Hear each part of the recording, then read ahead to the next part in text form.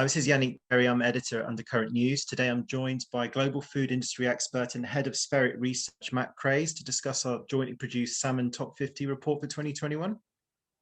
Hi. Hi, Matt. Firstly, could you tell us a bit about the background of the report? Yeah, absolutely. So I'm actually based in Chile. So I live in a salmon farming area of the world, and I sort of live and breathe this industry. And I've been tracking it since about 2008, when Chile had a crisis, which was the infectious salmon anemia, and there was a big industry overhaul. They lost major clients. And I was working at Bloomberg News at the time, and it came onto my radar. So it's one of the industries that I've followed for the longest period of time. There's been a lot of consolidation, and actually I felt like the profile of the entire industry is not that well known to people. There is a free resource out there called the MOE Handbook, and it's an excellent publication that I would recommend to anybody to read. You can see some companies there that they show which are the biggest producers in Norway and the biggest ones in Chile. But it comes up a little bit short in showing the entire kind of depth of the industry and who the smaller players are. And that's kind of why we decided to do this report. And did the report throw up any surprises this year? It did. I think one of the things that struck me was this extensive consolidation in some major farming areas. So you have a highly consolidated industry in Chile. And in actual fact, one of the surprises was when we looked at say, for example, when you get out to the top five and you look at, say, the 5 to 30 companies, there are more Chileans than Norwegians. That surprised me. And there's also a couple of major players in Australia.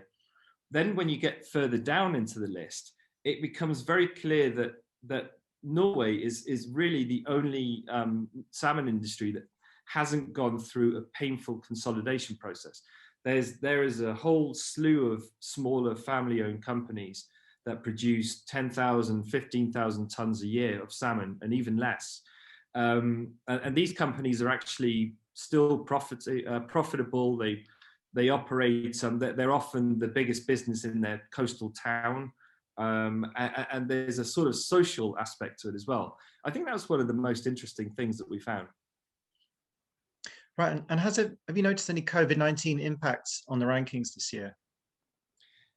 I think it's difficult to tell. That the salmon industry operates in a way where fish is grown. It's a 3-year cycle, so it'll spend a year in a hatchery, then 2 years out at sea. There's a huge trend to invest in post-smolt facilities to shorten the sea pen cycle.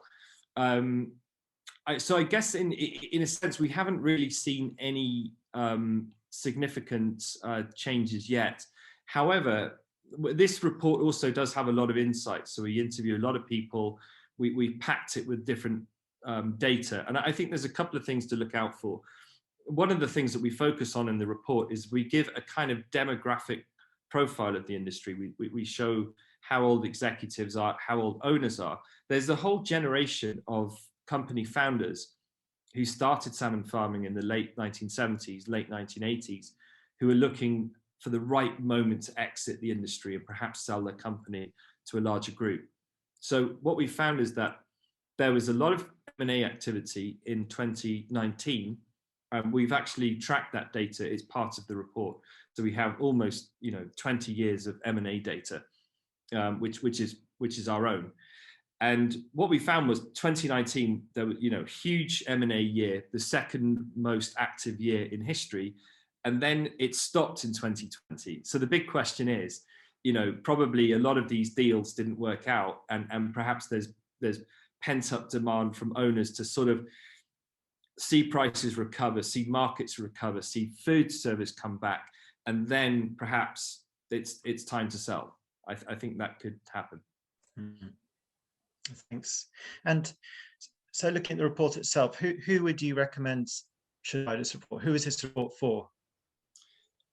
I think it's for anybody who's interested in the salmon industry, because again, it's not just a plain vanilla ranking.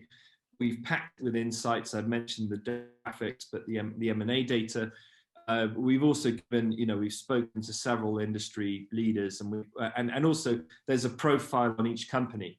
So it does have a very functional, actionable kind of element to it. But if you're interested in, if you're on the supply side to the industry and you would like to know about a certain company and how to contact a certain executive, you'll find all of that information there as well.